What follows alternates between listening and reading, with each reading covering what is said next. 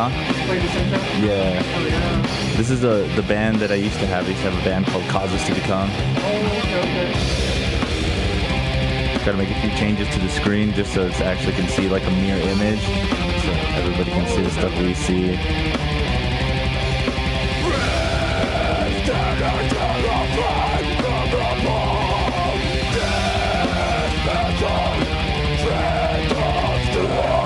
Oh, what is up, everybody? We are back, MuseMe TV. Yes, that's what it's all about. Episode 132. I know we were slacking a little bit. We didn't put any episodes out this week, but we're like, I need to get somebody on. I remember we talked about it. We're like, hey, I have a podcast. You're like, hey, that's pretty cool. And I was like, I need to hit up Matt.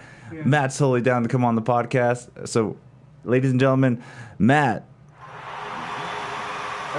That's the camera right there. Sick, yeah. I haven't seen a setup like that. That's pretty cool. This is actually I'm actually just using my PlayStation camera. That's just the PlayStation Eye camera. So we're actually broadcasting in a room called the PlayStation Room. Yeah. And then you can broadcast to YouTube, Twitch, those different avenues. And then I just share it off of there. Sweet. Yeah, because usually people would be using this for like certain things. Like there's effects where you can actually change visuals and stuff like that. Like just, you know, like little things that you could do. That's cool. And you're still like plugins, it's a plugin or something like that? Yeah, a bunch of those. And you're still broadcasting. You can do whatever you wanted with stuff like that. But I turned it into this broadcasting for just talk show where I'm just talking with somebody. I really use the soundboard once in a while with a few things, like maybe like laugh tracks and like, you know, the crowd. Wow, that is awesome. It's wireless, right? Yeah, it's on there from there. And yeah, it's a really cool setup. A lot of people get amazed where they're just like, oh, you're doing this off of your PlayStation? I'm just like, yeah, I want to bring the computer in here, but it's still a kind of work in progress. It's still kind of, I'm working to the, you know, dual camera thing and having a technician in the background and stuff like that. My goal is to be as good or close to the Joe Rogan podcast as I can one day. Oh, yeah. That's my goal. That's good. You'll keep doing it. You will. Yeah. Thank you. I appreciate that, man. Yeah, you'll get there. So we were actually talking a little bit. We were going off of on a bunch of things, music, the instruments. I started talking about Breaking Bad, that you're not even from here. Like, oh, where can we start? Let us know. Where do you want to start? I know you from, shout out to Loy Lee. He's been on the podcast a few times. He actually was filming a comedy special. Yeah. He hit us up. He's like, hey, I need a cameraman, and I was like, yeah, I can help you out, and I'm pretty sure he did the same thing to you. Yeah, he hit me up. I did some photography with Josh Fournier. Shout out to Josh. He's been on here as well. Yeah. Oh, yeah, Josh, yeah. And then, so yeah, I did some photography for Josh, and then he saw the photos, and then he hit me up for video work, and, you know, joined you and other talented people like Rust, was it? Rusty. Yeah, Rusty. Yeah. Rusty was there. The 3 camera people. And then the guy running the whole thing, not running the whole thing, but the venue that we got to do it at, Kevin. Yeah, Kevin. Yeah. Kevin as well. Yeah, Kevin. He was good. I never knew about that venue. I didn't even know that existed. And I live nearby. I'm walking downtown all the time, and I know they do improv comedy, but I didn't know there was like a second, you know, location venue for improv and stand up. So that was new to me that day. Okay. Like, oh. They've actually used that venue a lot for different events too. Like they'll have burlesque shows there sometimes. Oh, really? They'll have the comedy shows as we've seen before. Just you know, just whatever they can get to book in that little thing. I don't know about it anymore with the whole COVID thing happening, but yeah, COVID. Oh my God, COVID. See, that's another interesting topic. Like, how do you feel about COVID? How have you been feeling about COVID? Oh, okay. Well, see, this is the funny thing is like I'm not from here. Okay. I moved here. I'm originally from a place called Fort Wingate, New Mexico. People don't know where that is. Is that up north? Yeah, it's up north. It's near Arizona. Yeah. Okay, Arizona. So I guess the closest town to there is Gallup. Okay. Everybody knows Gallup. But I moved here to get into the New Mexico film industry, and that's what I'm doing now. So I'm doing props, set dress, camera work, editing, production design, all kinds of stuff like that. But before I moved here, I didn't know about Albuquerque really well. I'm still learning the streets and stuff. But when I moved here, they closed down that part of the town of Gallup in that area because the Navajo Nation's nearby. Oh. So they shut it down. But with COVID, my own experience was I was actually working on a TV pilot, and I actually got COVID-19. Yeah. Whoa. This was way back in March, like when it was brand new, like, and it was horrible, very horrible. Like that shortness of breath. The weirdest thing was I wasn't coughing, but I had shortness of breath. Bad migraines. I was so fatigued too. Oh, so you were one of the ones that it hit in the negative way. Yeah. Because I mean, it unfortunately hits everybody, but there's some people that don't even have any symptoms. Yeah, yeah. So yeah. And I would say like I had it for at least a good week, and then the craziest thing, like me, I probably look normal to people, but a year ago I used to weigh like 250 pounds. Oh, okay. So I was overweight. Yeah, I lost a lot of weight, got healthier, but because of that though, you know, I've been treating my body like, you know, like, I don't know if I can cuss. Yeah, say it. Fuck. Yeah, damn. Yeah, damn. Yeah, but I've been treating my body like shit my whole life. You know, eating Big Macs, eating pizza, fucking living my life. But I took a different approach in my life, got healthier, lost a ton of weight. But it's funny because it was inducing heart palpitations. Oh shit. Yeah, and then later on, you know, like, this was late February and it was new. COVID, people know shit about COVID. Yeah, nothing. But now, you know, they say it induces like strokes and heart attacks in people. But I was like, oh man, I'm getting heart palpitations. This is crazy. You know what I mean? Damn. And I was like, I used to be a fat motherfucker, and it's like I'm just, you know what I mean? You can't undo that to your heart. Yeah, I mean, you kind of feel the underlying damage, I guess you could say. Yeah, because I treated my heart so bad eating fatty foods, fast foods, and it's just like, it's still there. I may look healthy, but my heart has all that, was it plaque and whatever. But it was funny because I did go to ER, and then they're like, oh yeah, we'll test you, this and that, and they sent me home, gave me some medicine and whatnot. But I got over it. But after that, you know, the conspiracy theories of people like, oh, it's not real, the government. And I was like, no, it's fucking real. Yeah, but I had it. Yeah, I had it. It's real. I almost died. And that's the thing too, is Yeah. it's weird to a sense that we just don't know anything about it. Yeah. Like it let it be a government conspiracy or whatever, Yeah. it's still a disease that we don't know about, a Yeah. virus that we're still figuring out if Yeah. it was introduced, wasn't introduced, whatever the case may be. Yeah. There's still a bunch of things that we're learning about it, because I feel very it's weird to think about too how people have these instances where they don't have any symptoms or don't get it. Yeah. Or there's been cases where so at retirement homes there's been facilities where there's been roommates where they both tested but only one came up negative and the other one came up positive. So they're in like close living quarters. Like, how does that work? Like, Yeah. how do I see that always blows me away too. Yeah, like that- it's something we don't know about. Yeah. It's really insane how, I don't know, like, how selective it is, but once I got over it, like, I got more tests, tested negative for it, and it's funny because people back home, because they closed off that area because of the reservation, but I talked to, like, cousins and people who had passed away, you know what I mean? Like, mutual friends. I think the craziest story I ever heard was, like, my cousin's husband got COVID, and he passed away. Oh, geez. Yeah, he passed away, and he was fairly young, I think 34 or so.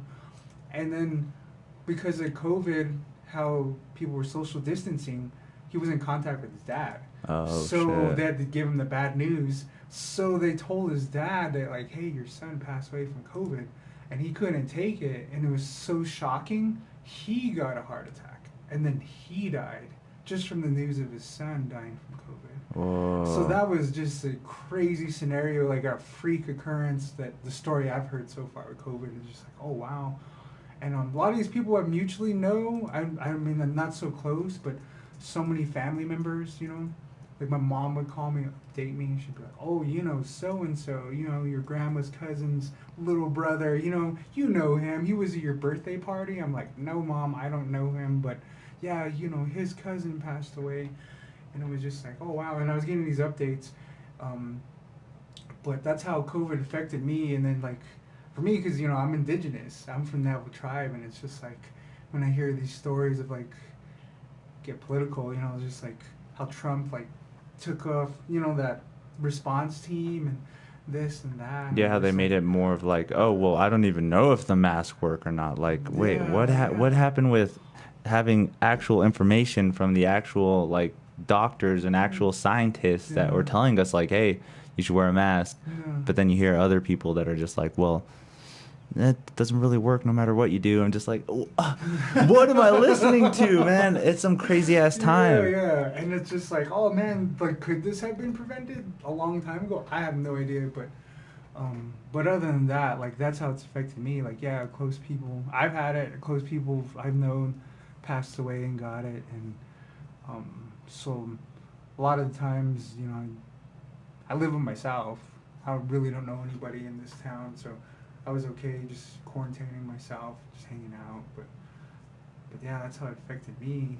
How was it? Seeing the updates too, you know, because I follow, you know, people in the Navajo Nation with the social media, and the president would give updates and how it's affecting, and you know, it just gets very teary-eyed at that time. I mean, I'm just like, oh wow, this is insane, and then lack of resources, no drinking water, no electricity, you know what I mean, and then people are home, and then poverty's bad there in the first place. And then, you know, a lot of people come to me like, why is it so bad in the Navajo Nation? And well, as like the only analogy I can tell you is like Gallup and those other areas like Farmington, those are the two major towns for the Navajo Nation to go to. I mean, yeah, I think other than that, you can drive like another 3-4 hours to Phoenix, but those are their border towns. They have to go there for supplies. And I figured, I tell people, it was like, if you go somewhere to use the restroom, you know, you go into a bigger area like a city like Albuquerque, you know, you got options. You got like 20 Walmarts, you know what I mean? Yeah. It's so many public gas stations, and everybody can use the facilities, and it's much safer because there's a wider area of people, you know what I mean, using resources spread out. But I was like, when you go to border town, you only got like one Walmart. Yeah. You got like 500,000 people going in and out of there. Or not even that. They're smaller. There's places that don't even, they only get like a dollar store or something. Yeah. Dollar stores. You're right. You're exactly right. I know, like, the nearest town that I used to stay by was Sanders, and they have like $1 store, and I think there's something called Abasha's in Arizona that's like a small supermarket. Yeah, so there's only one store there. And then like maybe like local gas station, stuff like that probably really don't let you use the bathroom anyways. Yeah, and so you get like, you know, a population of like 50,000 people coming to one place, and of course, you know, the odds are they're gonna pass it around pretty easier. You know what I mean? So do you think it's just one of those cases where the government just neglects an area? They just neglect an area where like that part of the Navajo Nation, or where they're associated like the no drinking water, the no electricity, like they're just like, we're trying, guys, we'll be there as soon as we can, kind of like they do in the ghetto, where they're just like, oh man, look at all this ghetto violence, all this stuff going on. It's like, well, I mean, we can't really just go over there and restructure the whole ghetto. And they kind of think that same way with the Navajos, I feel, with the indigenous people. But that shouldn't be the case. There is like so much. I fucking hate this shit too, because there's so much resources out there in the world that just get put to like the 1%, or that whole shitty pyramid scheme where we're like stuck way at the bottom, and then we see the ramifications of it. We really do. Like you can go driving straight to the nation and you see like, whoa, this shit sucks, compared to like going to the newest part of Rio Rancho, and you're just like, really? Like, really? What's going on? Why did you build new stuff here instead of just put the money to make this stuff better so it looks like it's new? I'm so confused with how politics work sometimes too. Yeah, and then the craziest thing is, like, you know, I'm on Facebook, Instagram, and I'll see posts from other people, and I saw posts of people who were like, oh, did you know they're shipping out patients from Arizona to our hospitals? And we're using our tax money, New Mexico tax money, to, you know, take in these patients and whatnot. And then they didn't want to imply it, but they were referring to, you know, the Navajo Nation people. You know what I mean? Because they don't have the hospitals, facilities to treat them there. In Arizona, like, I think Phoenix, Albuquerque is much closer to Phoenix. Yeah. To the border, like, to... Like Gallup. Window Rock, yeah. Window Rock's Window Rock is the capital of the Navajo Nation, and that's not too far from here. Maybe just maybe 3 hour drive. Okay. And Phoenix, obviously it's like 6-7 hour drive from here, but people were complaining here. Our own New Mexican people were like, "Oh, they're flying people here," and I'm just like, "Geez, don't you know the Navajo Nation spreads through like 3 states: New Mexico, Arizona, and Utah?" And I was like, "There's Navajos here. There's To'Adjale, there's Crown Point, there's Rama. There is New Mexico boundaries where there's Navajos," and they were complaining about a lot of Navajos getting treated here, and they needed the help. You know what I mean? They just don't have the facilities and they don't have the facilities and the infrastructure to house all these people who are sick. And I'm glad that UNM and these other hospitals are willing to take them in, take in my people and treat them. But that was sad how our own Albuquerqueans and New Mexicans were complaining about that, turning it down pretty much. Yeah, they were opposing that. I'm like, come on, like these are our own people. Navajos are in New Mexico as well too. Yeah, that's the shitty but beautiful part of what this country is built on, is the mix of all cultures. Yeah. But then it gets spread out like it is now. Like, oh yeah, we like to have all these cultures spread in their own places. I'm just like, oh man, this is stupid. This is horrible. Yeah. But I mean, that's life we live in, right? Yeah. And then shout out to Josh. Josh has been on the front lines, like helping with water, delivering food. Dude, yeah, that guy's on the grind, dude. Yeah. So yeah, again, shout out to Josh. Here's a little shout out, bro. You're doing your part, man. Everybody says that they want to help, but you actually are out there doing some work. So give it out to you, man.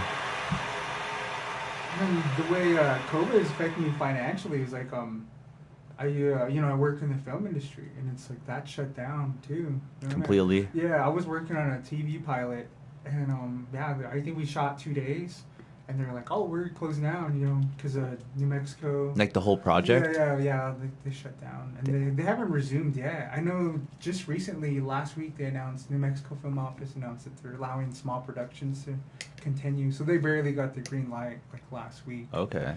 So everything's picking up, but I don't know how that production is going. Technically, I'm still employed by them.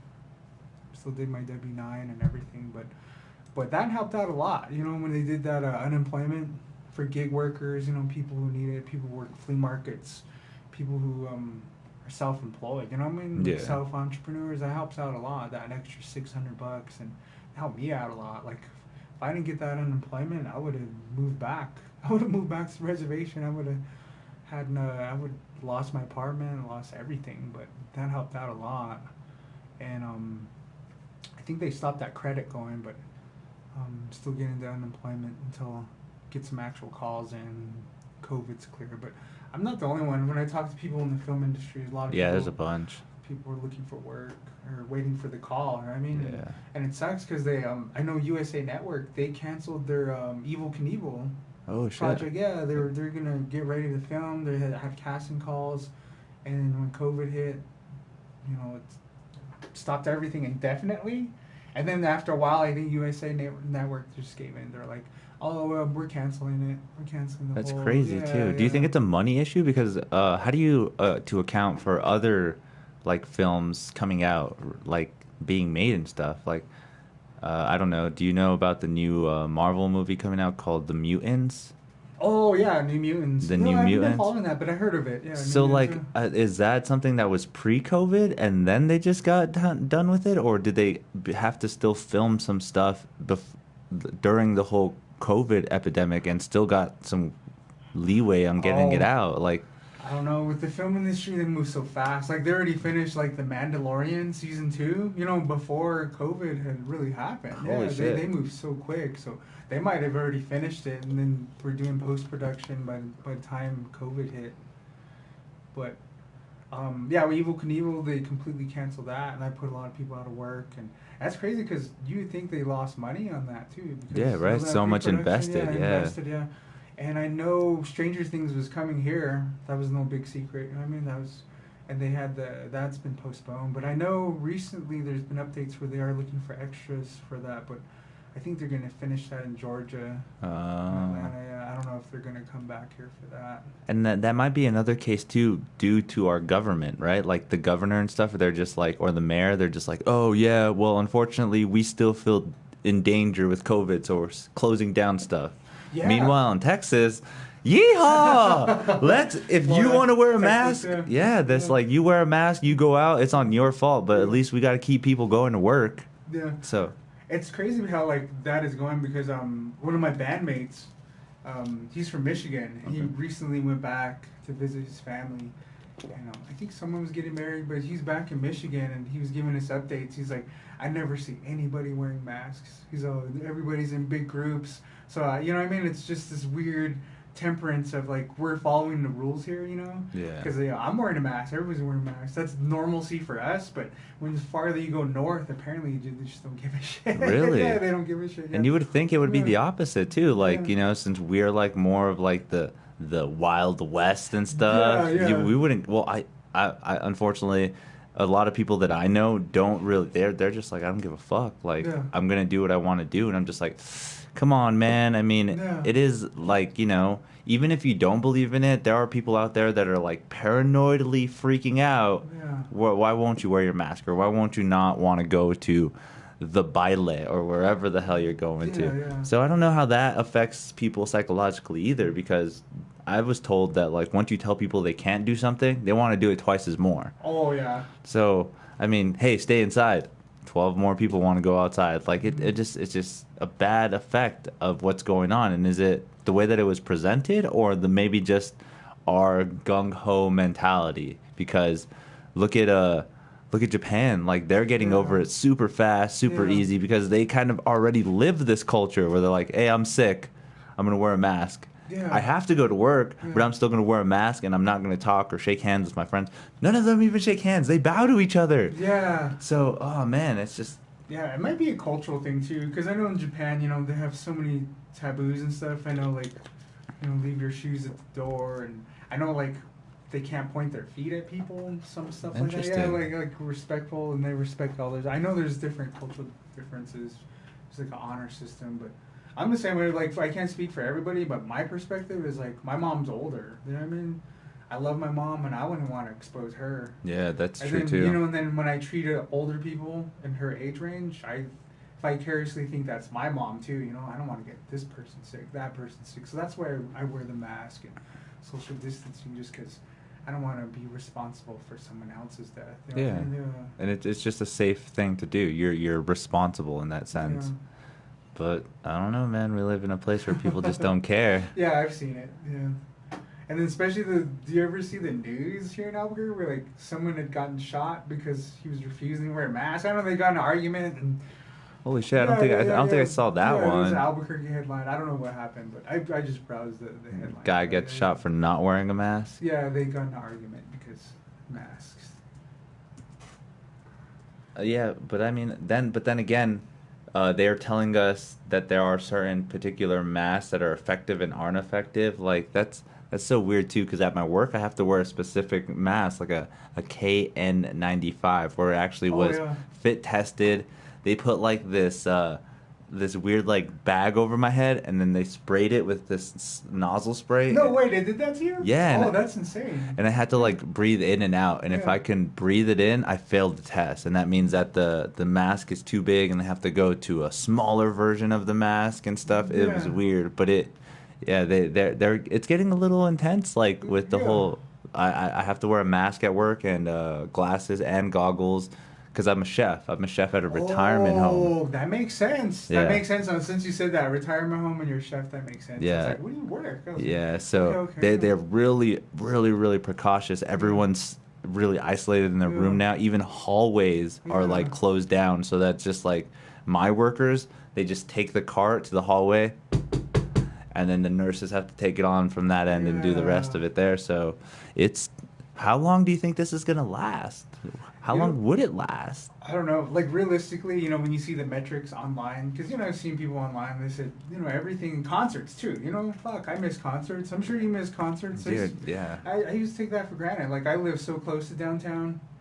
Always go to Launchpad. Always go to Sunshine. You know what I mean? And all local venues there, too. Yeah, You or know, the open mics for comedy. That's oh, all gone. Yeah. That's all gone, Even that, dude. too, even open mics for music, and it's just like, it's all gone. I took that, you know, for granted, you know what I mean? Like, I used to go there every night, go somewhere every night, but not anymore. But I think realistically, it won't be till like maybe this time next year. Honestly, you see the metrics and stuff, but hopefully, like I think things will change when they say they're working on a vaccine now. Yeah, vaccine. Yeah. So everything will change after that for sure. So we just have to see. Okay, so here's the case though. Yeah. So the vaccine comes out, let's say, in 3 to 6 months. Obviously, people like you or me, they say you can come back to work if you take the vaccine. Oh. But there's going to be people that aren't like you and me that are be like, what do you mean I have to take the vaccine to go to work? I've never been sick in my life. Blah, blah, blah, blah. Yeah. And then turn it into more of a political issue where they're trying to infringe on their rights. Maybe they're going to turn into a conspiracy thing where they're getting microchipped or whatever the case may be. Yeah. But there are going to be those conspiracy theorists now with just the vaccine coming out. Yeah, I'm conflicted with that too. I had those weird thoughts too before I go to sleep. You know what I mean? Yeah. I just have those weird tangent thinking where I'm like, I am like on board with like the government's doing shit to us we don't know about. Okay, so I'm on you're a board with conspiracy it. theorist. Yeah, it's conspiracy theorist, and I am on board with logical thinking of like, because I was sick, but it's just like if it will help people and it's been proven, and FDA approved, then they should. You know what I mean? Yeah. I mean, morally they should. That if it could save millions of lives, but I don't know. A little part of me is like that too. Is there conspiracy theory? Like, are they shooting us with chips? Is it the number of the beast? I don't know. Like, I'm conflicted myself. That's funny. It's funny I say that. People probably think I'm weird, but No, because then that leads to my next question. Then is are you kind of a religious or spiritual person? Coming from the Navajo Nation, like how does that work? Oh yeah, I think intrinsically, like Native people are very spiritual. You know what I mean? Yeah. I wouldn't use the word religious because I'd say we're spiritual people. You know what I mean? Like everything is all one. You know what I mean? Everything there's this our consciousness, like everything's all one. The animals and everything. The planets. The beginning. The beginning. Yeah. The beginning of starting life is literally an atom, a proton, and a neutron, which were all made out of the same exact things. Just put it in a different order. Just all like carbon, put it together. Yeah. Just a little bit different. If we really take everything apart of the water bottle, it has the same structure as me. So is that not really us not understanding our real potential of human nature? Because like I'm a big believer of like spiritual learning and maybe that we actually can't tap certain parts of our brain. Oh yeah, perfectly. Like because with Native American culture, we have healers. We call them like medicine men and the shamans. Yeah, the shamans. Yeah, and there's this way of communicating different planes. You know what I mean, to our ancestors and harnessing like healing powers and things from from planets. You know what I mean, like the sun. You know what I mean, the sun is a star. The earth. We believe the earth's sentient. Mother Earth, hence Mother Earth, and I feel like my ancestors have been here for centuries. You know what I mean, and they unlock these secrets. You know what I mean, with meditation, prayer, and I mean they always talk about stories. Creation stories, like talk with animals, and it's like if you can harness that frequency, you can communicate with animals. See, I love that word too. The harnessing the frequency. Yeah, and you can like talk with animals, talk with the plants, and we have the power to heal ourselves too. You know what I mean? If we control our thoughts and manifest things. You know what I mean? Like we have that power. Just trying to like harness it. And then there's people that are really good at it. You know what I mean? I heard of like medicine men, like floating feathers, and or monks, levitating things, and monks, and it's like they have that. They have the faith to do all that thing. It's crazy, and then even the tools too, because I know with Navajo culture they use the crystals. You know what I mean? Okay. And then like I remember reading a book where the crystals like resonates light.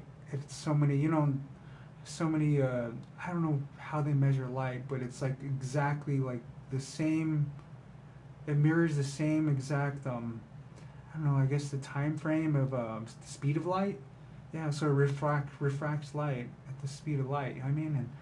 And it's crazy because when you have light and that it's moving at the speed of light. It's reflecting light at the speed of light, obviously. But I was thinking like, oh wow, and it's like when you think about these things, they use that in their liturgy, and they use the crystals, and I'm like, oh, and they're praying and they communicate, and they're like I don't know, they're like clairvoyant, so they tell you shit, you know, like stuff that you've never told people. Oh, have you done this? You know this person or this, and you're like, oh wow, like, How did you know that? How did you know this? Yeah, and it's like they're speaking with a different frequency, different planes.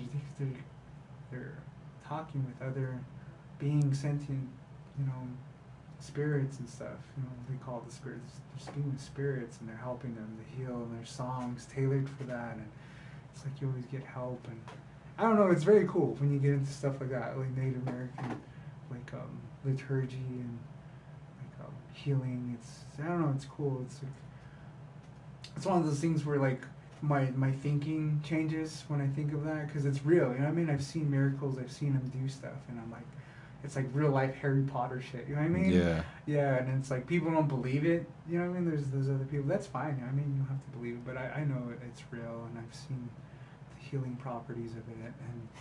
But yeah, they're spiritual people. I wouldn't use religious. When I think of religious, I think of Christianity. Straight Christianity. Yeah, those fuckers beating that religion in me. And it's funny because, you know, people put down stuff, you know what I mean? Like, Yeah. You know, like, Jesus this, Jesus that. And, you know what I mean? Like, does that offend you? I was like, no, I don't know anything. I didn't read the Bible. I don't know anything like that. But it doesn't mean, you know what I mean? Like, I mean, we're all people, you know what I mean? We're all want to be happy. We have a right to our pursuit of happiness. So I'm not going to downplay their beliefs. I mean, yeah. And it's crazy to think about too, like their dogmas. Yeah, because it's even crazy to think about even structures of beliefs. Like, okay, we'll stick with Christianity-based beliefs.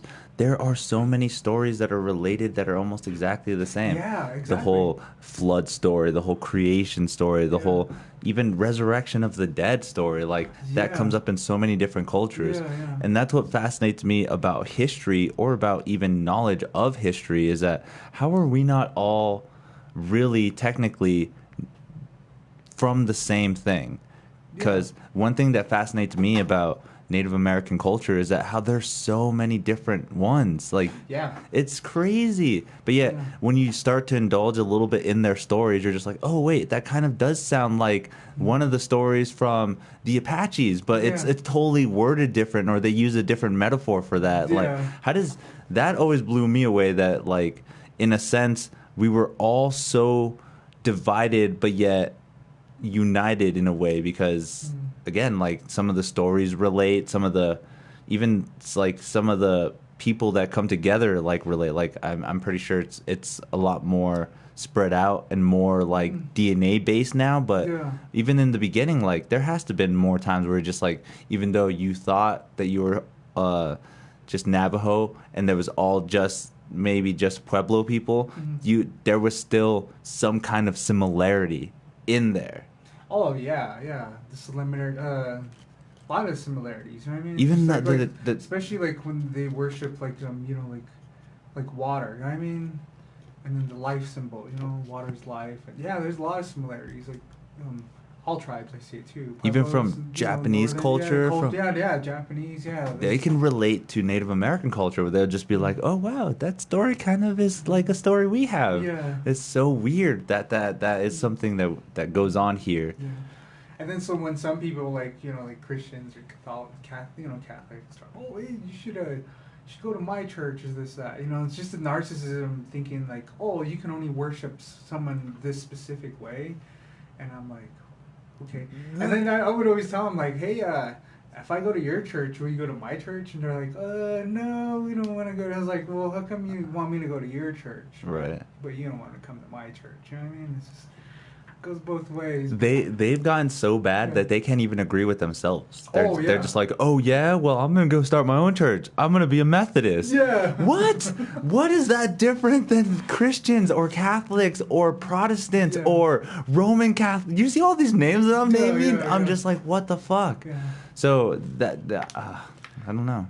But then one thing too is like, I try to think of stuff with an open mind. So when I meet like really cool Christian people, I haven't met him, and I'm just telling them like, hey, I'm not discounting that there was a person named Jesus, and he unlocked, these frequencies of life, and he was so loving, unconditional love, and he did probably come back from the dead. I could believe that. I'm on board with that. A person being, that spiritual, like unlocking secrets of, of life and doing that. Yeah, that's possible. You know what I mean? I'm not gonna say it didn't happen. You know what I mean? Like, so I give them the benefit of the doubt too. I'm like, yeah, because you know we have our stories, resurrection stories and stuff. So I was like, has to be all over the globe. I mean, other people have probably unlocked these. You know what I mean? Yeah.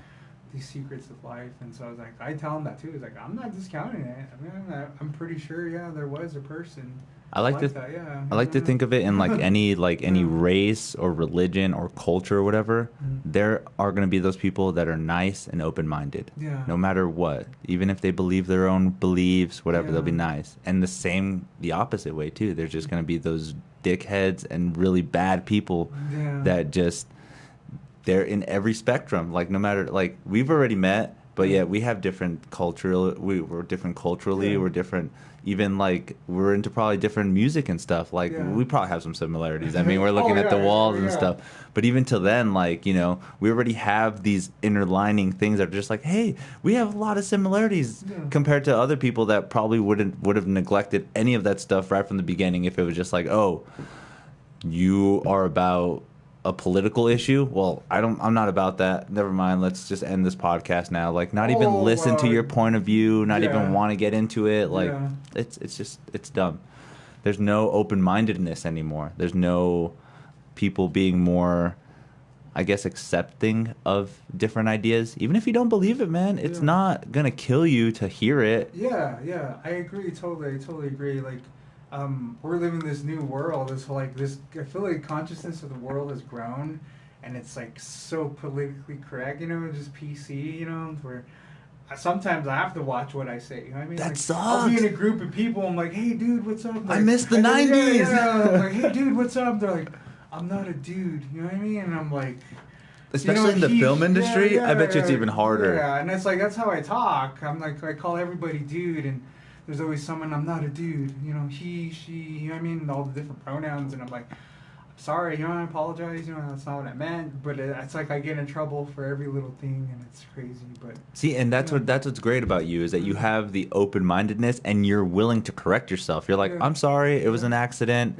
I didn't know. Yeah. But then, on the other end of that person, he's just like, what do you mean you didn't know? Yeah. What do you mean this is 2020? Like, there are still kids in the South that are being born right now that have no idea what LGBT even means, what the acronym is. So where can you be this hateful person where somebody our age, where we're just like, oh, my bad, I messed up, sorry, I'm very sorry, and then have that backlash. It's that's one thing that's kind of crazy nowadays too, is that whole I don't want to say hateful, but they're kind of like pushing it in a way where it's kind of like you have to say these words, or you have to call us by these pronouns. If not, we won't accept you, or we won't like the ideas that you have. And it's just like, wait. I have to start off a conversation just by saying, what's your pronoun, sir? Like, in a random group of people, I have to say, what's your pronoun, sir? Okay, what's your pronoun, sir? What's your pronoun? That makes no sense to me. That has no real human interaction way of like starting a conversation. Yeah. It feels so robotic. It's weird. And it's funny because when you bring up like politics like that, because context, there's a lot of stuff that's lost in translation. Like one thing that people always talk to me, since I'm native, they're like, the big Washington Redskins thing. Oh yeah. Like, what do you think of that? But before, when I was when I was a kid, you know what I mean? Like I knew nothing of like politics and my own history of my indigenous background, but I thought it was so cool seeing like a native guy on a hat. I was like, I'm gonna buy that hat because there's a native dude on there. Right. Yeah, and I thought it was so cool. I'd always buy Washington Redskins, and I thought Redskins that time was I guess it was not really a bad word. It was more revered, like the way when I was brought up, they're like, oh, Redskins, it means natives, you know what I mean? Because that's what they told me, you know what I mean? Yeah. That's what I was told. Oh, it's Native Americans, that's what I assumed. And then later on when I got older, and then I researched Redskins, and I guess a long time ago when this country was getting founded, like, 16, I guess there was like the French and Indian War was going on, and I guess French trappers were getting raided by natives, and I guess they put bounties on Native Americans. And this is the craziest thing about history. You know what I mean? I don't have the bibliography about it, but these are written by real people. You know what I mean? They Yeah. research this shit. Doctors, they write these books, but I guess Native Americans never really scalped people. That's all like Western movies and books. Okay, Like that idea. yeah, that idea. And I guess it was these Nordic traders and French traders. I guess what had happened is they were getting paid bounties to kill Native Americans, and then I guess to collect the bounties they'd have to decapitate them, cut their heads off. And I guess it got way too heavy to carry these decapitated heads, so they started scalping the heads, and that's where scalping came in. So it's still verification or something like that. Yeah, to collect bounties because those heads got, and that was lost in translation in like the Western novels and movies. Is that we scalped people, but no, it was a European thing. Yeah, I guess from up north. I mean, Nordic people. And Yeah. stuff. Yeah. And even if they did want to take it in a negative way, it was something done to you, so that they saw it as a thing like, all right, fuck you guys, and then they just go and do it the same way, Exactly. the same There exact you go, favor, and then all of a sudden it's a horrific thing. Like, Yeah. really, guys? Yeah, there you go. You caught on to it, but and then so that's what Redskins came from. They call it Redskins, and I guess the owner Dan Schneider, I think he owns Washington Redskins, and he got his marketing team, and they always pushed the Redskins as something that was like culturally uplifting. We're supporting Native Americans. That's what Redskins means. And even I read the Wikipedia where he talked about Redskins. He was like, Redskins is the people. Native American. Yeah, but he didn't really the actual go into the context, detail of the it. origin of that name was really bad. Yeah. And I try to tell people that I wrote posts and I'd given up trying to explain that to people, and everybody's like, it just means for people, like kind of like how it was like, I saw a Redskins hat and it's cool, and I thought Redskins was the cool thing to think, but later on when I became a woke person and did my research and stuff, and that's when I read the real origin of Redskins. But I'm really glad they changed the name. Yeah. I'm glad they changed the name, and that leads me to another story. So I follow Butcher Babies. Okay. Metalheads. Yeah. I follow them on Instagram. Okay. Hot. So yeah, and so I follow them on Instagram, and one time they post. This was like 5-6 years ago. I was following them. They were bigger back then. You know what I mean? They are now, but they posted pictures. Both of them. What was their names? Looking them up now. Yeah. Carla and Heidi. Yeah, Carla and Heidi. They posted pictures on Instagram. They were like flaunting the headdresses, the native headdresses. Oh, dear. Yeah, they were flaunting them, and then people were, you're so cool, whatever, in comments do. And then I commented. I was like, those headdresses are only for chosen people. You know what I mean? The real origin of that is like, these are leaders. These are people who chosen to, the chief. I mean, it's a council, the chief. They're chosen to wear that. They're not just wearing a headdress. That carries a lot of weight. You know what I mean? There's hundreds of years of ancestry that's passed down. You know what I mean? People are wearing that. Those are real eagle feathers. You know what I mean? It's like you can buy headdresses like that made in China for like $20. They push that. They market that. As a tourist attraction, wear that, cowboys and Indians, the John Ford movies. But I was like, it's really sacred, you know what I mean, to me. And I told her, I'm from Navajo Nation, it's real sacred to me. And if you wear a headdress like that, you have to be chosen, you know what I mean? I was like, how would you feel, you know what I mean, if someone puts on something that you're not supposed to wear, you know what I mean? It's something so sacred, you know what I mean? Like, it's almost like, I guess if you go to a feudal system, and put it on the king's crown, you know what I mean? Yeah, you're right, just a commoner, you know what I mean? So I explained that. I don't know the gist of what exactly I wrote to her, but it was in those terms, and I told her, I appreciate if you don't post this. I was as Native Americans, I feel like I'm a second-class citizen. I feel like I'm behind blacks, LGBT, community. I feel like I'm a second-class citizen, and it's okay not to do blackface. It's not okay to make fun of gay people, but yet you can still wear a headdress. Yeah, you can still wear a headdress. And then I wrote a long post, and it started getting a bunch of hearts on Instagram. And they took it down. The whole page. Her whole picture. Yeah, they took it down. Yeah, after I wrote that, it was only up for maybe a day. Really? And they took it down. And I was like, victory for me. The pen is mightier than the sword. Yeah. But that was a victory in the metal scene, and it was cool. I applaud Carla and them for taking it down. You know, part Carla and Heidi were like, "Oh, this is getting a lot of traction." Yeah, I think it is disrespectful, and they took it down off their Instagram page. Okay. So that was cool. It was a good victory about that. You know. And that's just one of those things too, where they try to take something from the Native American culture and make it their own, and it's just not that great. Yeah. But vice versa, where horses were introduced by the white people to the Native Americans, and not only that, the Apaches outdid the way that they were able to work with the horses. Like, they were better horse wranglers than the white man. Not only that, they were better riders than them. Oh yeah. Have you seen those trick shots that like Apaches do, where they just like they're running on the side? They're so crazy. But that just shows that like the innovation of indigenous people was on a higher level than what we think, that we still do. Yeah, yeah. I'm pretty sure there's a lot of people out there that still think as like, oh, it's kind of like an Indian, a Native American. Yeah. They only know so much. They don't even want to learn more about the world, or they stuck with their kind of cultural stigma. But then all of a sudden, that cultural stigma that you guys know, that you guys believe in, is a higher level of thinking than what everyone else does. Anyone else even thinks of. Yeah, and it's funny because like I always carry that thinking of, you know what I mean, like with my family, the way my mom raised me, and it's just, it carries with me. And it sucks because like I'll be watching a home improvement show, you know, HGTV. Oh, we're renovating this bathroom. They follow people Home Depot. Oh, what are you renovating? We're gonna go to your house. You're a winner.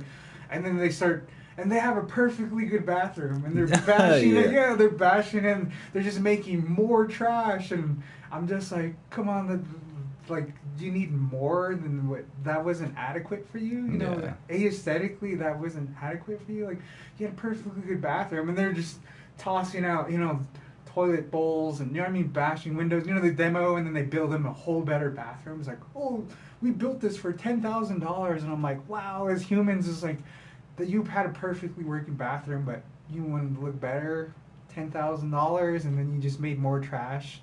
It's like, oh, then all that, you know, the plastic, and they just throw it in the trash. Like, yeah, with all the insulation and all that like, stuff. Yeah, it's that's a problem that we have in this country, or this whole this world. Yeah. Is just pollution. No. Like, how are we gonna deal with that? Is that just gonna, oh, whatever, and then turn into a trash nation? We're all built in trash. It's it blows me away too, because there's actually a thing known as space trash. Oh, I heard of that. Yeah, I heard there's so much trash up there. Yeah. Yeah, and it's just floating around. Yeah, and it's just stupid shit where it's just like, hey, we sent up a satellite up there. Fuck, it didn't work. Yeah. Well, guess what? Now it's just up there, hitting against other rocks, hitting against asteroids, and turning into more debris, turning into more of this thing that's just polluting past the atmosphere. That fucking blows me away. So there's even us trying to go to space has to be calculated a certain way too, so we don't fucking run into none of this bullshit going up there. Yeah. It's crazy because like I think like remember the old satellite dishes from the 80s that people were watching TV on? Oh yeah, those old satellites. Those huge ones. Yeah, I guess those satellites are still up there. Like when people were doing the old school. Yeah, a lot of those. They're stuck unless. That's where people were kind of giving Donald Trump some commemoration, where they're like, oh, yeah, Space Force. They're going to go clean up trash. Like, they should. Yeah. That would be a great idea, but that's not what Donald Trump was thinking. Literally. Like, oh, dude, that just blows me away when shit like that happens.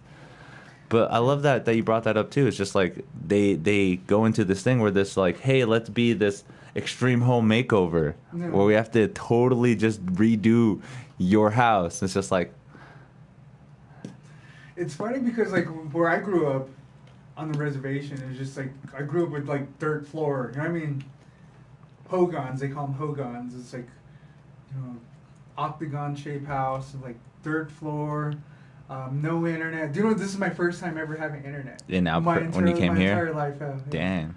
First time ever having Wi-Fi. First time ever having Netflix.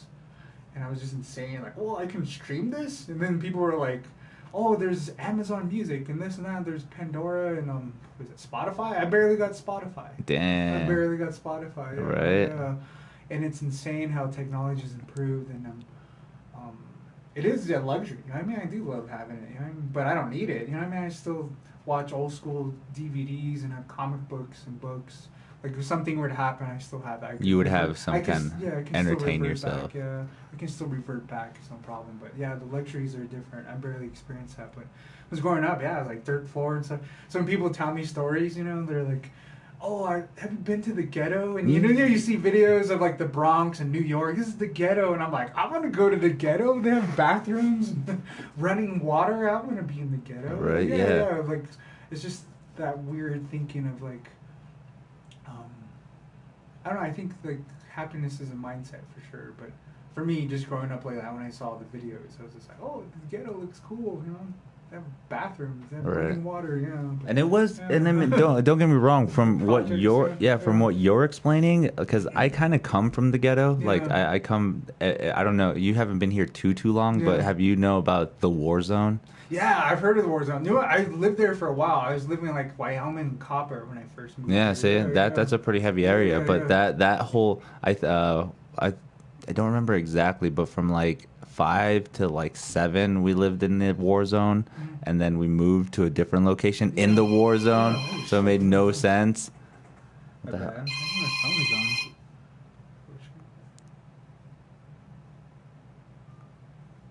Just so you guys are clear, that's not a first here on MuseMe TV. Oh, really? But as a foul. Technical. Just kidding. But growing up in the ghetto, I did have a roof over my head. Yeah. I did have water. I did have food. But then there were those times where like my dad my parents are kind of alcoholics and stuff. Oh, okay. So there's the emotional and that shitty stuff. Like, I'm pretty sure you had a great like family, right? No, my dad was a horrible person. Yeah, like. But I see that. Fair share of cops. But I see that a lot in the indigenous or Navajo Nation, where it's just like, even though they have literally nothing, they find the happiness with their family. Oh yeah, definitely. They find that solidarity and that like being able to be togetherness. Yeah. And that's what kind of sucks. Well, my example from the ghetto is just like, oh well, you guys are always drunk and you guys are always doing your own thing. You guys are out on the streets in the ghetto. Like, why aren't you here helping us? Like, like we shouldn't be having to fucking take care of ourselves. And these little scenarios that again in a mindset are horrible, but then again you got to think of it in like, it's bad, but it could be worse. Yeah. And then that's when you hear stories like yours, where you're just like, yeah, man, like there was no running water where I come from. There's dirt floor, like, and your mom and dad weren't there. Get over it, pussy. Like that's it, like shit like that. It's crazy because like one thing too is like I come from bad background. My dad was a horrible person. My brother's cousin's a horrible person. Addicts. I mean, narcotics selling. You know, meth. Went on, and so I did like my stint in the prison system, okay, and then so like it wasn't enough to get transferred to prison, but it was like 4th degree felony to where they just kept me here, MCDC or MDC. But the craziest thing when I was there, they it's all race. You know what I mean, when they book you. Oh, and dude. They tell you when they go in. They're like, "What are you?" And I'm like, "Oh, I'm Native." And they're like, "Oh," and then they put you in your pods. So all Hispanics, the black people, white people are all in their pods, and it's all race. And then I met up with our shot caller and our group. I remember he's a guy named MJ. It's a long time ago. Hey MJ, shout out. Shout out to MJ, bro. From Vanderwagon, yeah. But he ran that pod, and he was Native, and I knew this dude from before. He was a rapper. He was part of some crew called Forster Crew, but I forgot his name. But he was in there, and I recognized him. He was like from Chinle. I don't know if they were there, but they were shot callers, and I just barely got in. They gave me toothpaste and whatnot. But it's all race in there. You know what I mean? It's all race. But the funny thing about that is just like how we were brought up, because like I'm like, oh man, I have a bunk, you know what I mean, and have air conditioning in here, and it was just weird because you think like, oh, you're in prison, but it's like I have air conditioning and I got food, you know what I mean, free food. And other natives, you would talk and be like, these white people, and they refer to me, I mean, these white people don't eat all their food, and it's like, and I have to ask people like, hey, can I have your bologna sandwich? Like, yeah, I'll take this. The food in here sucks, man. You know what I mean? Yeah, in your mind, you're like, bitch. Yeah, like man, this is good food. Yeah, so like, I'll be give people our food or trays and be like, "Hey, you want your pizza? The pizza in here sucks." I'm like, "We'll take your food." You know what I mean? It's all native people. We love the prison food. That's crazy to think about too. That there's still that sense, like, you know, it's a survival thing. Like, dude, you guys, like, that it's horrible, but then it's like it's worse. Like you said, it could be worse. Yeah. And when something like that happens, this is the shitty part about the prison system though too, is like, even though they should be more reforming those people, they kind of just like, hey, here's your ticket, we'll see you back in a couple months or something. Yeah. When they say you get stuck in the system, you get stuck in the system. It's hard. Because like me, you know, like luckily I wasn't addicted to anything. You know what I mean? I wasn't like dependent on drugs or anything, but some of those people are. You know what I mean? They'll rob, you know, steal, lie, cheat to get drugs, but I wasn't into that. You know, my charges were different, but a lot of those crew were in there for like bad shit. You know what I mean? Some of them were going to the actual prison. I think they were housing them for a while, but like my terms is it's called pre-prosecution, because I was a first-time felon, and mine was a 4th-degree felony, and it was just a misunderstanding. It was like auto burglary. If I want to get transparent about it, it was auto burglary, but me and my friend just miscommunication, bust the wrong window. Thought we were in the right car, wrong car, whatever. You know what I mean? Yeah. And it was, and I hired a lawyer, and I did the pre-prosecution program, and it was crazy because it was like, I had to travel back and forth from Gallup literally every day to do drug tests.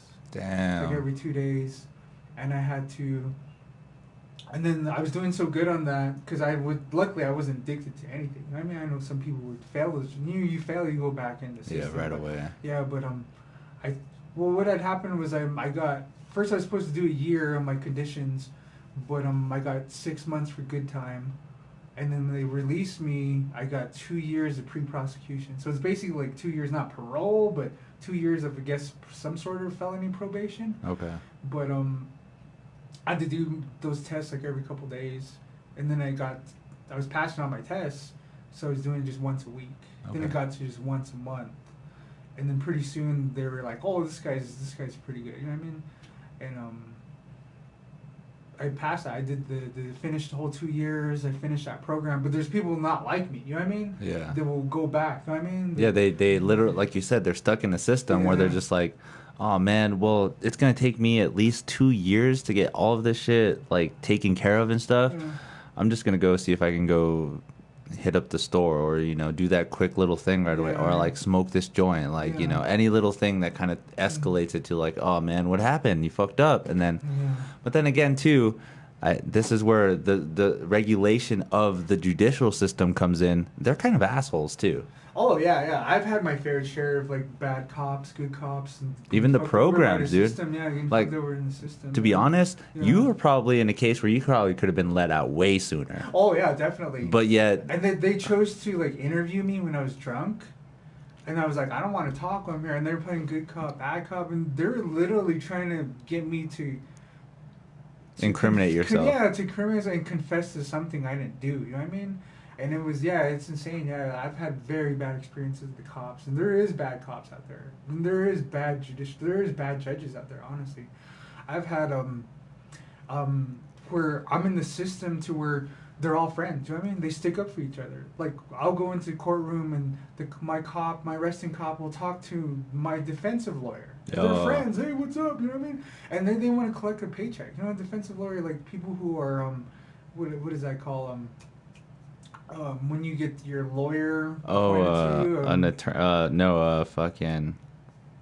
I forgot the term, but I know what you're talking about. But it's the free lawyer. You know the free lawyer, yeah. The free lawyer, a paralegal? No, I forgot the term, but it's the free lawyer. But it's like I had my free lawyer, and then it's like I can tell they just want a paycheck. They don't want to defend you to their best of their ability. You know what I mean? Yeah. And then I understand they probably got 50 other people they're defending, and they don't care. It's like I feel like they keep you in the system too. They don't fight for you. They keep you in the system. But I had this one instance where my lawyer was talking to the arresting officer, and they were like friends. And then my arresting they were friends. And then something happened. I got extended, and then the next time I came, the officer wasn't even there. And I was like, "Cool, I'm gonna get let go." And then the lawyer told the judge, was like, "Oh, he's not here." And then his officer friend, I guess, called him. He's like, "Dude, I saw it too." He's like, "Dude, they call your name. You're supposed to be here." He's like, "You're turning around? Oh, okay." And then I guess he spoke up. He's like, "Oh, Officer so and so, he's on his way. He's coming back." He was busy or yeah, something. He was busy and he's on his way." And I'm like, "What?" I was like, and then the judge waits for him. I think we waited 2 hours for him. And I guess he was here in Albuquerque, like on vacation or something. And he drove all the way back to Gallup. And they let him do that. You know what I mean? I was just like, what kind of system is this? And there was 4 instances where I think wasn't there again. And they said that he didn't get the mail in his mailbox.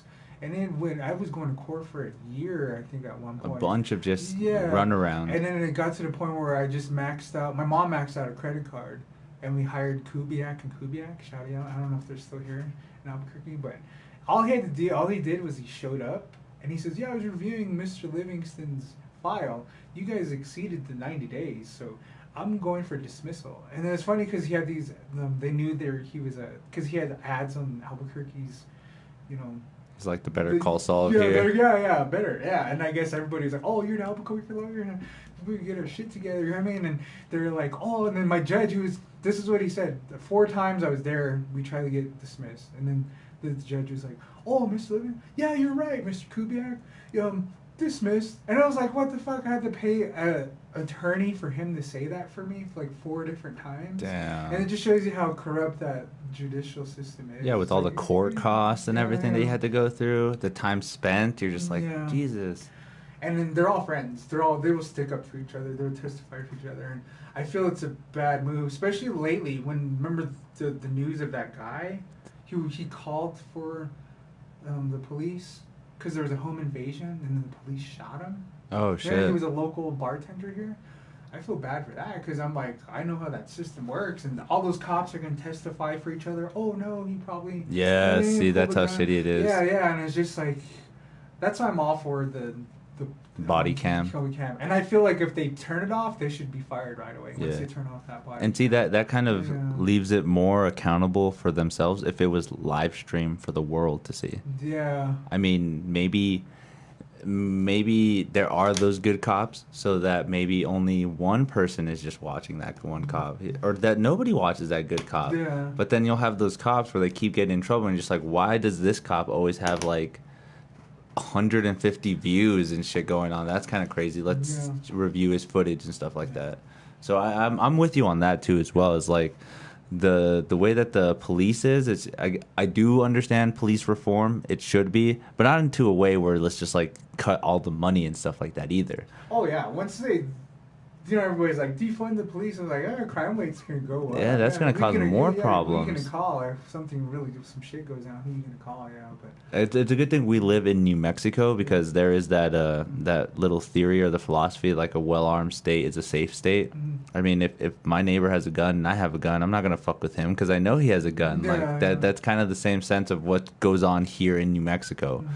But that doesn't go on in like New York, and that doesn't go on in like Seattle and shit like that. You have people taking over areas. Cops like just totally bombard people. It's crazy times we're living in, man. It's intense. But it's not like I'm all against the cops. I know there's good cops out there. Like one of my best friends is a cop. Yeah, there's a bunch of them. Yeah, and he's always reasonable. You know what I mean? He's not a bully. When you see these cams on YouTube where they're just illogical, like show me your license and stuff. My friend's not like that. I mean, he's a good cop, and I know there's good cops like him out there. And that's the shitty part about that too, is that like you kind of have to know, it's like I should be respectful to people, but I got to be wary of my life because unfortunately cop number 55 got shot on the same thing that I'm about to do right now, just a routine traffic stop. Yeah. So there always is that in the back of their head too. It's like, do you react to all the negative news that you hear that you hear on the air, or do you just go with not everybody's bad, so I have to take each pullover or each each thing with a grain of salt. Yeah. Because, I mean, I don't know. I feel the same way, too. There's been some times where I've been pulled over and it's just irrational. Like, hey, what's going on here? Yeah. I'm sorry. Was there a problem? Like, oh, you kind of jumped lanes way too fast. I was like, oh, I'm sorry. I kind of understand that. Like, do you have anything in your car? Like, how did this turn into this kind of thing? Yeah, exactly. Yeah. And that's on another level. Like, did the guy before me have drugs? Is that why you're accusing me? Yeah. Like, I'm so confused on that. Yeah, I totally agree with you. Yeah, it's just how some stuff just escalates, and the cops are just too contentious. Like, it leads to something where it shouldn't have. He would have been like, "Oh, I thought you jumped lanes, you know, but have a good day, sir." You know what I mean? Yeah. Thought you were Be drinking. safe. Yeah. I thought you were drinking. Obviously, you're fine. You're answering questions Correctly. Be safe. Yeah, be safe instead of being contentious like that. But yeah, I feel like some people, I don't know, that's all that training subjective, like especially psychological training for people. It's just like, I don't know how they do their selection for the cops. They say it's easier to become a cop than to become a barber. Like, the barber training is longer than an actual cop training. Oh, I believe it. Yeah. So, like, what the fuck? Like, do we just let any average smo just go up there? Like, okay, what if this guy was abused as a kid? What if he was, like, you know, a bully all through high school? And I wish cops would be very, like, self-deprecating. I wish they could be meta about it and be like, you know what, I'm a new cop. I'm going to call my boss right now to see if, you know what I mean? Just to clarify things instead of assuming, you know what I mean? Yeah. Just barking orders to, because, you know, some people are like that in customer service. You know what I mean? Actual retail world. You know what? I don't know if that TV's 4K, but let me ask my boss. And I wish they would say stuff like that. Like, I don't know, just be transparent about it. You know, can you step aside, sir? I'm gonna call and get confirmation on this. Because you hear that a lot too with like people reciting laws and stuff. Like, you don't even know the law. Yeah, You don't even know the law. And then it's just like, dude, you should probably find out if that person's right or not, because it's gonna make you look bad. Yeah. And the cop just got put in that situation where they're just like, well, maybe I am wrong, but I'm going to escalate it even more now. Yeah. Just like, I'm wrong, so what? Yeah. Get on the ground. Like, that makes no sense. And it's crazy because some of it's common sense. Did you see that video floating around on YouTube where they shot the homeless guy at the bus stop? I think so. Yeah, I guess they're responding to a shooter in progress, and so they're telling them, like, get down. You know what I mean? And obviously, in the body cam, the homeless guy had no weapons, nothing. He's just chilling. I think he was sleeping. Did you see that? He was sleeping at the little bus stop. Okay. Know? Yeah, and he had no visible weapons, and they're just barking orders. And it's funny because the homeless guy was just like, fuck you guys. You know what I mean? I'm going to sit right here. But, you know, any logical person like me, I would have been like, he's homeless, he's sleepy, whatever. But, you know, just poking at it. Yeah. They're just poking, and they shot him. Yeah, and it's just like, what warrants that? Like, on what grounds were you? And then the even like, do they even feel any empathy? Like, how do you feel shooting someone like that? Like, that's even worse too. Yeah, that's like that guy had no problem shooting him. You know what I mean? I wonder how he eats and wakes up and goes to sleep at night knowing he just took a life. Yeah, took a life, and he didn't even care about it. On that cam, he was nonchalant about it, and I was just like, and then it's weird because it's two sides of the coin where, like, I guess you have to be aggressive with a job like that, but I think some things are just clear cut where you're like, oh, you know what I mean? Like, I don't have to escalate this at all. Yeah. I don't know. You could, for sure, they just should have more training, better training. Yeah. Psych training, literally, like fucking questions about like just like the most irrational things. Like, is this really how?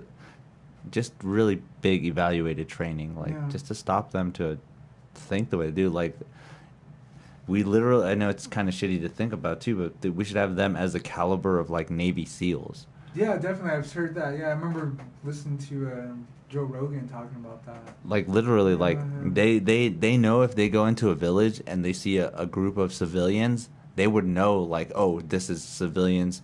They're not part of the wartime. They're trying their best to save as much casualties as they can, compared to, like, a cop where if a bunch of people start running towards you, you're pretty much probably going to shoot. Yeah.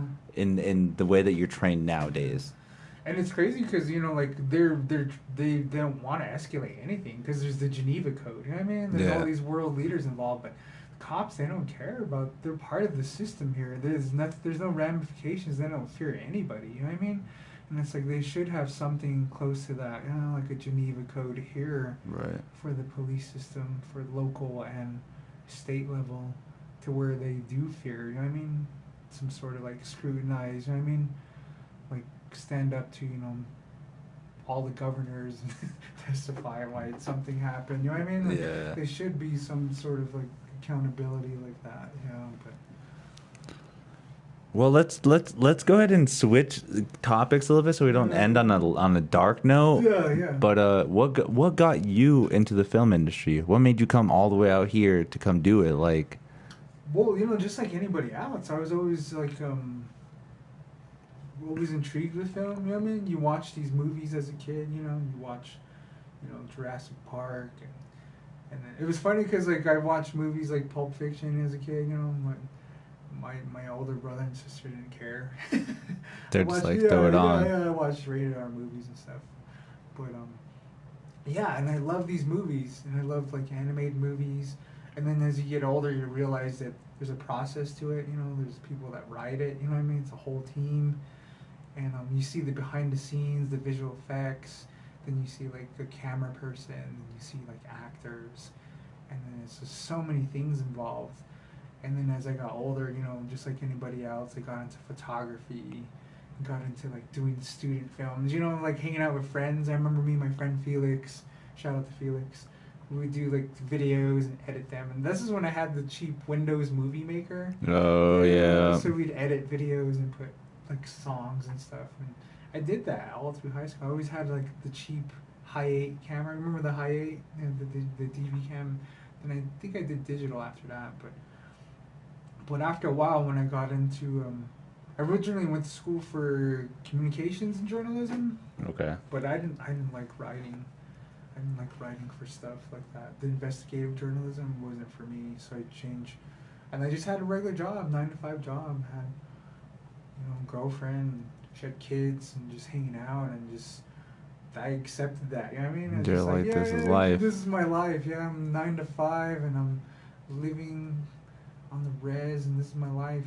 I got no more dreams. But then shit went down, and I just woke, just had an epiphany, and I just was like, light bulb. I was like, I'm gonna pursue this. You know what I mean? I'm gonna. So I sold everything I had back home. I had a Dodge van, I had a Nissan truck, had a lot of valuable stuff. I used to collect toys, you know what I mean? Like Lord of the Rings, you know what I mean? All this stuff. I sold a lot of stuff on eBay, and I enrolled here at C&M, had got my deposit for a place. I moved here, and I was literally sleeping on the floor when I first came here, and I slowly grabbed stuff, slowly got a futon, okay, yeah. slowly grabbed things after a while, and I started working, and working 9-to-5 here, then enrolled in school, and I'm in the film industry. But like once I started studying film, it exponentially had grown. Because before, I was like, I know how to work camera, I know how to work Final Cut Pro, and it was like my ego stroking. But then once I got into school, I was like, oh shit, I don't There's know nothing, shit. yeah. I don't know shit. I was like, I was setting my camera the wrong way. What is color temperature? You know what I mean? I was like, I didn't know about 3-point lighting, key lighting, fill. I didn't know about production design, color palettes. I didn't know about editing and color grading, you know what I mean? And framing, you know what I mean? Vanishing lines. Like, I had no idea about this stuff. I just was shooting stuff I thought was cool, imitating people I like, Wachowski Brothers, Matrix. Yeah. And right, but the one thing I really love about filmmaking is like, I remember Quentin Tarantino talking about it. It's like magic, you know what I mean? It started from photography. I know Greek is photography is derived from Greek wording, which means painting with light.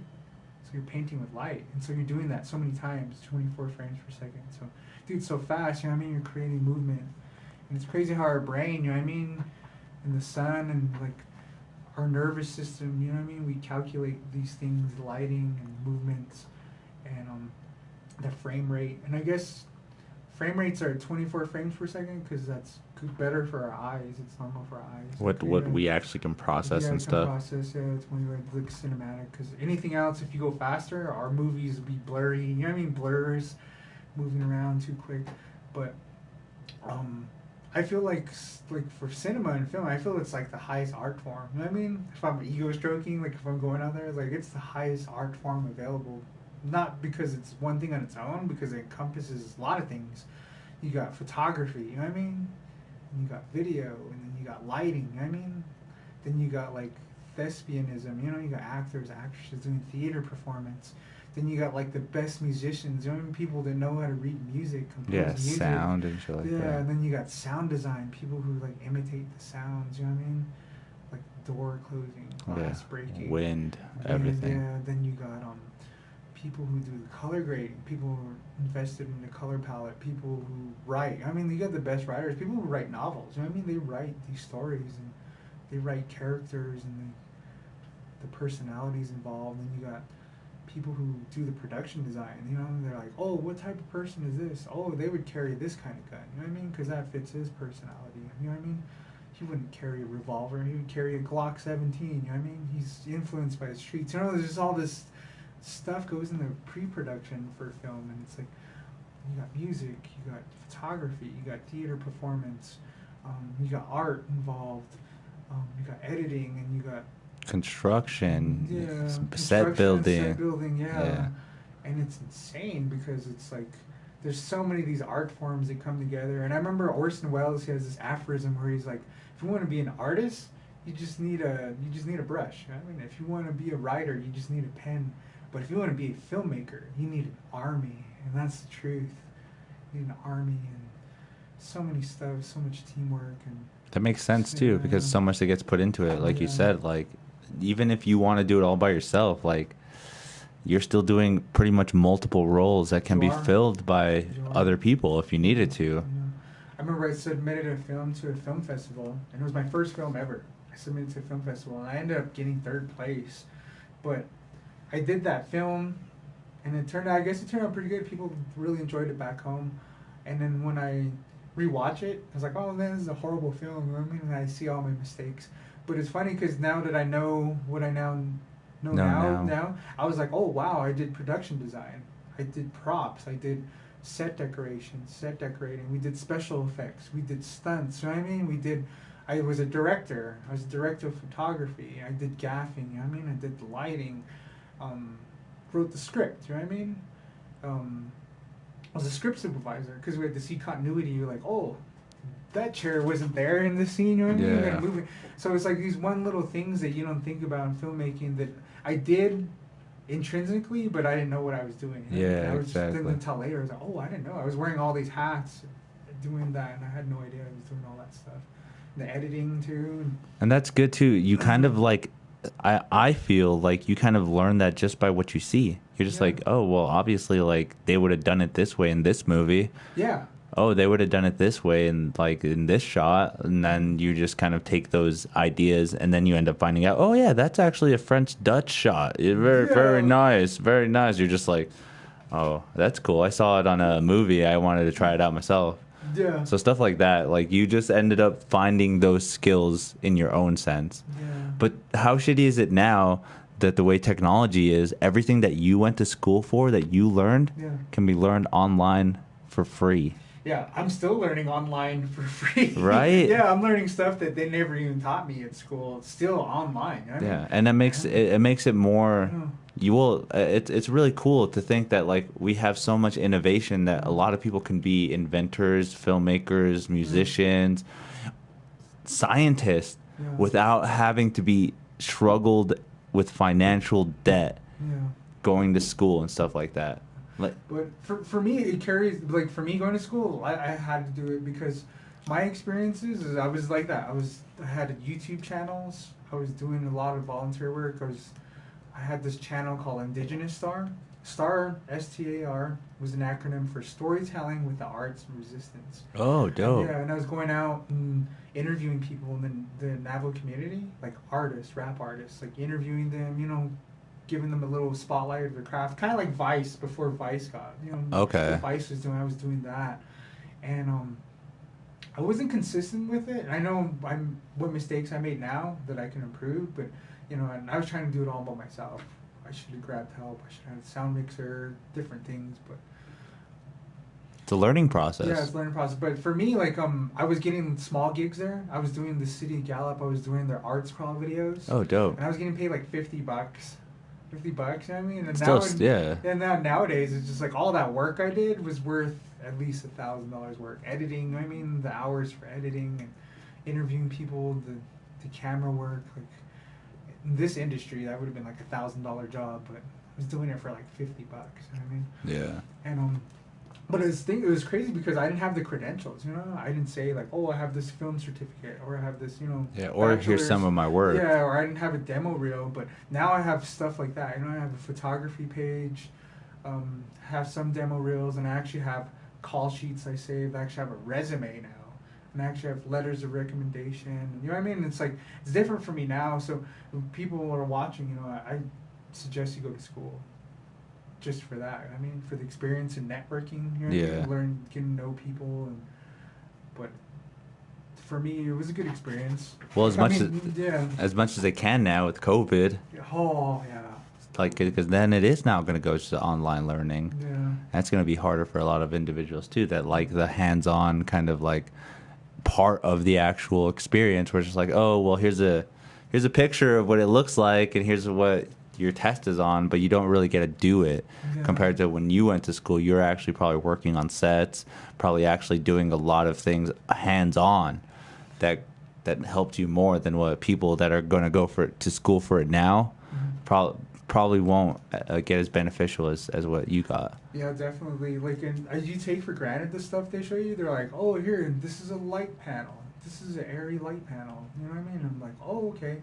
And you know what I mean? You like, this is a camera, this is a Canon cinema lens, and then you're like, oh, okay, and you work with that every day.